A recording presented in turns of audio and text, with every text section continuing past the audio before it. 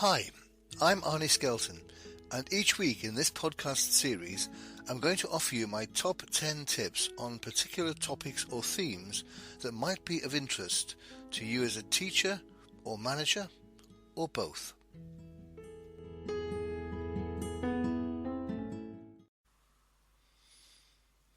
Hi, my name's Arnie Skelton, and welcome to this week's Top 10 Tips podcast. And this week I want to share my top 10 tips from the world of NLP, Neuro Linguistic Programming. As some of you may know, I have done a lot of studying of NLP, and I'm now a master trainer, which means I can accredit my own training qualifications. So I've spent a lot of time on NLP and working with NLP, and I thought I'd just offer 10 top tips. And these are all things that you could do pretty much straight away without having any reference to NLP. They just happen to come out of NLP, but I think they're handy tips for anyone to have at their disposal. So here come my top 10 tips for neuro-linguistic programming. Tip number 1, anchors. An anchor is something that an individual either consciously or unconsciously uses to create a particular thought or feeling or sensation or emotion. It's an anchor to a feeling, it's an anchor to a response. So, for example, many of us will, if we hear a piece of music, it will recall a particular setting or person or mood. If we see a particular photograph or a video, it will create a particular mood or emotion within us. All of those are anchors. They create a state within us, an emotional state. Now, as I say, some of these can be unconscious. You're not necessarily aware of them and you're not necessarily choosing them. And some of them can be entirely conscious. You know exactly that that piece of music or that location or that smell will set off a particular trigger of a response. The key point here is that you can actually make use of anchors.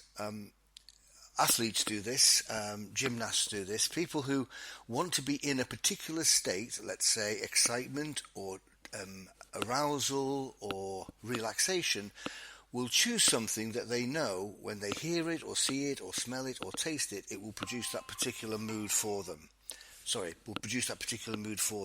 So, an anchor is something that you can either consciously or unconsciously use to generate a particular state. The other thing to say about anchors is that it can obviously be positive or negative. And the key tip here is to use what you can to create feelings and emotions that you want to work for you. So if you're going, for instance, to a difficult meeting or an interview, use anchors that are going to put you in a good state of mind, that are going to make you feel confident or powerful or positive. So that's the first tip, use anchors.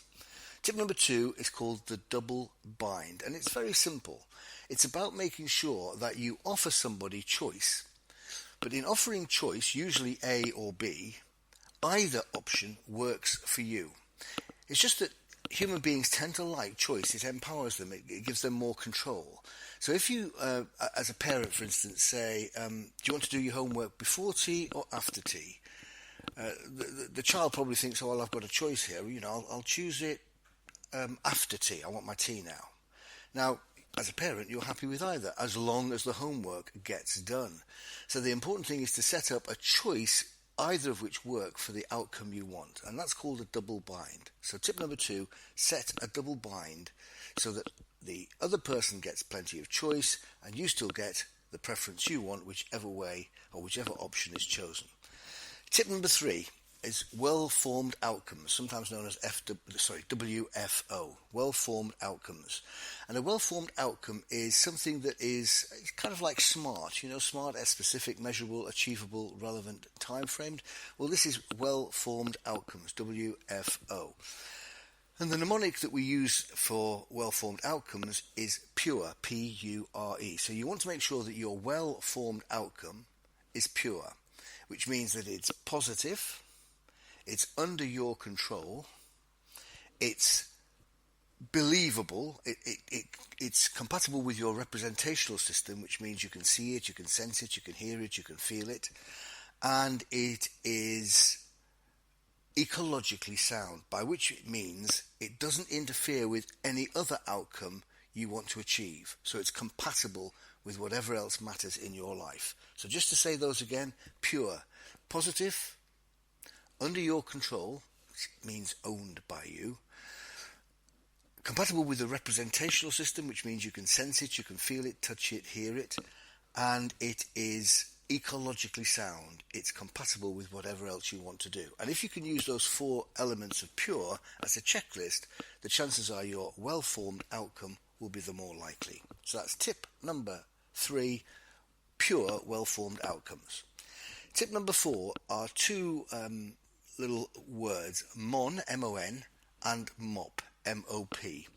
And these are really powerful, I've found. M-O-N stands for Modal Operator of Necessity, and MOP stands for Modal Operator of Possibility. And don't worry about the jargon of modal operator. That's just the way in which we think about things. M-O. It's our modus operandi, it's a modal operator. Just think about the other 2 words, necessity and possibility. And the clue to this is in the language. People who operate under a mon, M-O-N, a necessity, use language like I must, I should, I need, I have to. You put yourself under pressure and close down all sorts of options by thinking or talking in language that makes things necessary. It's a necessity. I must tidy up before my mum comes. I ought to do this. I need to do this. I have to do this. You're putting yourself under an imperative, a command system that gives you no flexibility and no choice. Contrast that with an M-O-P, MOP, possibility. The language here is, I might do this, I could do this, I'd like to do this, I want to do this. All of those are much more free in their expression. They allow the possibility of variation, of flexibility. So it's often presented as 2 tables of the necessity language on the left, must, and on the possibility language on the right, like to. Now here's the thing about mon and mop. Some people tie themselves down too much with necessity when they would benefit from some freedom. But equally, some people use possibility language when really they could do with being a bit more disciplined. So it's not that mon is wrong or mop is right. It's just what's most appropriate as a way of talking to yourself about what you want to achieve. Sometimes mon is right for that person and that situation, and sometimes mop is right. So that's tip number 4, modal operators of necessity, mon, versus modal operators of possibility, which is mop. Tip number 5, 2 very short and very common words, but, and. So tip number 5 is but, and. Very often people will say but frequently, almost as a matter of course, almost as a habit. Yes, I like that idea, but. And of course what but means is no, or I'm going away from it. So a but word divides people. I would like to do that, but. The but immediately implies that what follows is more important than what came before it. You know, I like the idea, but. It implies a negative, a criticism, a rejection. So a but tends to separate the idea. Here's the idea, I like the idea, but, and here's what's wrong with it. And conjoins. It's a conjoining word, which means it brings things together. I like the idea, and. So be aware of the difference between these 2 small words. And I like to think it's wherever it's possible, see if you can substitute and for but. I like the idea, and. I'd like to come out, and. I'd like to have a go at that, and. And of course, by putting and onto somebody else's suggestion, it's a recognition and an acknowledgement and even a value of the other person's idea. So people respond more constructively, more empathetically to your use of and than they ever will to your use of but. So see wherever you can if you can replace but with and. So that's tip number 5. Use and instead of but. Tip number 6 is reframe. Something I use a lot. And reframe simply creates the idea of putting a different picture frame around something so that you get a different perspective. You look at it in a different way. So instead of it being portrait, you make it landscape. Instead of making it large, you make it small and concentrate on the detail within the picture. So a reframe is to look at something afresh, differently or new. So I remember, I think I've probably told this story before, about being with my friend who's a joiner, who's also a fish enthusiast and an aquarium builder. He built a fabulous aquarium in his home. I went round to have a look at it, and I was looking at these Amazonian fish, and I just said, is it difficult to keep the fish? And he said, no, it's difficult to keep the water. That was a reframe. Just a completely fresh perspective on the difficulty of keeping, the environment correct rather than the objects within it. And it made me think about how important the environment is in the workplace rather than just the people working in it. So tip number 6 is use reframe. Tip number 7 refers to the rep system, or more fully, the representational system. It's how we view or sense the word. In fact, it relates to the 5 senses. How we see things, how we hear things, how we touch and feel things, how we smell things, olfactory, and how we taste things. So see, hear, touch and feel, smell and taste.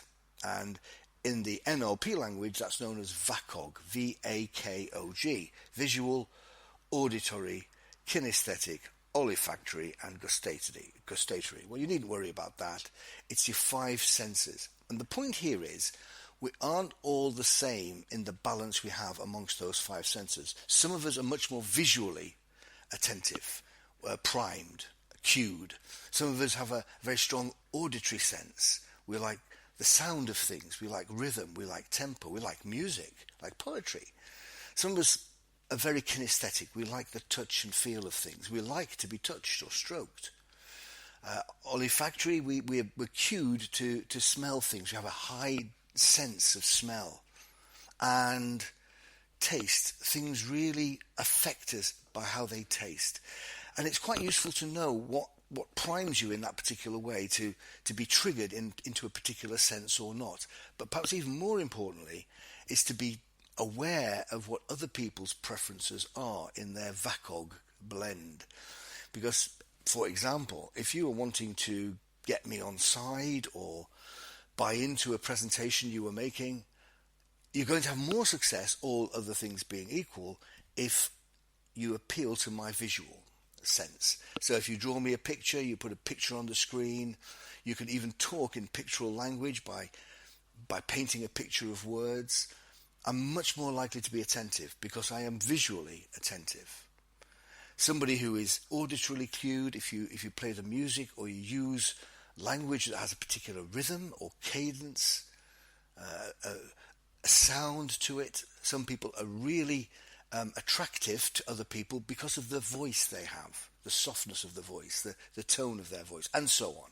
So tip number 7 is to be aware of the rep system, the VAKOG that each of us has, and be aware that other people will have particular blends which you may want to utilize if you're trying to get them on side or be more comfortable with them.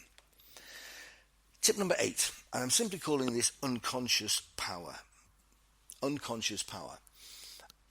A lot of what we do is unconsciously driven. We have no idea at all that this is something within us that is driving us. We are unconscious in the sense of unaware about that particular driver or belief system or preference.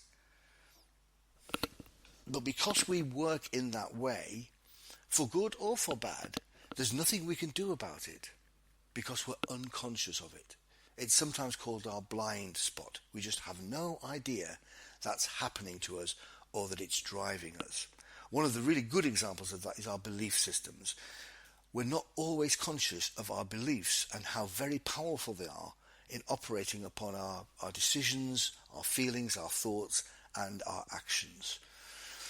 The trick here in terms of NLP, the thing I found really useful, is to try and bring as many of my unconsciously driven actions to the surface as I can. Because the only way I can utilize them consciously or control them consciously is if I'm conscious of them. And as a coach, I spend quite a lot of my time helping people to realize that some of their behaviors, some of their actions, some of their thoughts, feelings and emotions are driven by things they're completely unaware of. And as soon as they become aware of them, they have the possibility then to control them. So I think a really crucial part of NLP is this idea of unconscious power, where people are not aware of what it is that makes them who they are and how they think, feel and believe. Tip number 9 is a simple word that kind of builds on number 8, which is can't. I hear so many people tell me they can't do things. And so I tell this little story and I say, is there anybody in the room who would struggle to pick up a live rat or spider or snake? And somebody usually says, yes, I'd struggle. I ask them to choose one, and whichever it is, snake, let's say a snake. And I say, can you pick up a snake, a live snake? No. If I produced one now, could you pick it up? No. So here's no. I'd be out of the room, I'd run a mile. And then I say, there's something usually that's on their table, like a can of Coke or a drink or a bottle of water. And I say, can you pick that up? And they go, yes. And I get them to transfer it from one hand to the other and back again and put it down. I say, so you can pick up a can? Yes. Can you pick up a snake? No. By this time, everybody else in the room understands what I'm getting at, but the person themselves takes a little while. And eventually, they come to the conclusion that, yes, they have the motor skills, the mechanical skills to pick up and put down a can, a bottle, or a snake. But they still say, I can't do it. And I'll say, you're not using the word can't correctly. Yes, you can. What really is the problem? And they say, well, I just don't want to. And so many people use the word can or can't when really they mean will or won't. So please work hard to recognize that can is a technical motor skill, whereas can't is an attitude, a state of mind, a motivation. And so I always say, don't confuse skill power, I can or can't do it, with willpower, I just don't want to. And I then finish the story by saying, if there was only you and the snake and the nearest and dearest person in your life in one room, no furniture, nothing else, and the nearest and dearest was asleep or unconscious in the room, and there was a snake about to wrap itself round that person's neck, possibly throttle it, and there's only you in the room with nothing else, would you try and remove the snake? And they say usually, of course I would. And that's because they know they can. It's just that there's a higher value driver, motivator, like caring for their loved one, that will override the value of not holding a snake. So really we're all about values and beliefs and drivers, rather than just simply saying, I can't do that.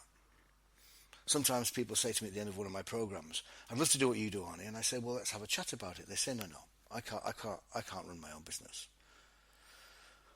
And I just look at them and I say, well, you're right, and walk away. And they come chasing after me and they'll say, well, that wasn't very kind of you. That wasn't nice. I didn't expect you to tell me I can't. And I say immediately, I didn't tell you you can't. I would never say that. You've told yourself you can't. And if you think you can't and believe you can't, why would you ever try to do something about it? So tip number 9 is beware the demon word can't. And then finally, tip number 10, perhaps for me one of the most powerful things I've learned from NLP, is the difference between experience and meaning. Everything that happens to us in our life is an experience, and that can't be changed. That's a fact. That's what's happened. But as soon as something happens, at any time throughout our life, we automatically give a meaning to it. My primary tutor, Richard Bandler, comes up with a great phrase, which is man, generic man, is a meaning-making machine. We can't not give meaning to events, situations, experiences. The thing is, that meaning that we give to that event is a choice. It's an impression. It's a perspective. Two people facing an identical experience may give different meanings, entirely different meanings to that experience. The trouble is, once you have given a meaning to an experience, it becomes solidified as part of that experience. So whereas the experience is a truth, a fact, and an opinion, and a meaning is simply an opinion, because you have given the meaning immediately to that experience, you think the meaning you've given is a fact as well. So the two, experience and meaning, collide into one. So you have a life lived of experience and meaning, as if they're both truths.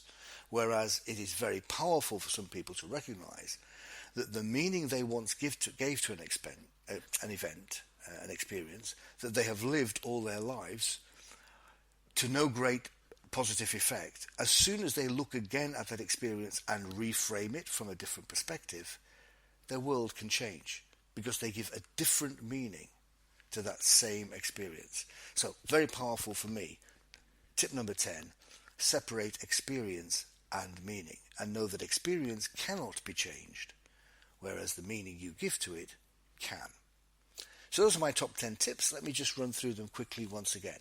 Tip number 1, use anchors positively. Tip number 2, offer a double bind that's a win-win. They get choice, you get to want what they choose either way. Tip number 3, go for well-formed outcomes that are pure. Tip number 4, separate mon from mop. Both can be useful in the appropriate circumstance. Tip number 5, wherever you can, see if you can replace but with and. Tip number 6, reframe. Look at things from a different perspective. Tip number 7, be aware of your representational system, your 5 senses, and recognize that different people have different blends that you may want to utilize and take advantage of in order to build greater rapport. Tip number 8, be aware of how much unconscious power there is in your system and work to bring some of your unconscious, particularly unhelpful unconscious, to the surface so you can take some kind of ownership over it. Tip number 9 is beware the demon word can't, especially if you mean won't. And tip number 10, separate experience from the meaning you give to it. So that's it. That's my top 10 tips drawn from NLP for this week. I hope you found them useful. And please bear in mind that there's a load of other podcasts and other useful L&D type information on my new website, which is www.effectiveconnect.co.uk. So please look it up, click onto it, and you'll see lots of goodies there that you might find interesting. Anyway, thanks for listening, and bye for now.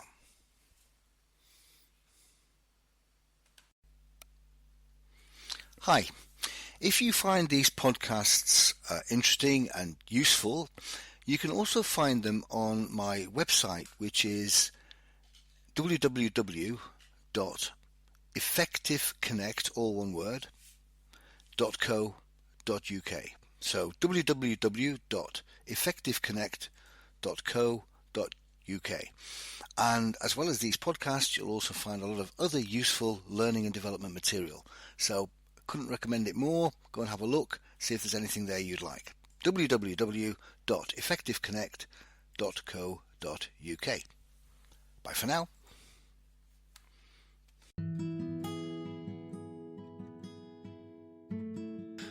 Thank you for listening. If you've enjoyed this podcast, make sure you subscribe. You will still get the podcast for free, but you will also get an alert to let you know when the next podcast is available. And please recommend the podcast to anyone else you think might like it and benefit from it. Also, I'd really appreciate it if you could leave a review and any other comment, because they'll help promote the podcast series on the relevant platform. So, bye for now.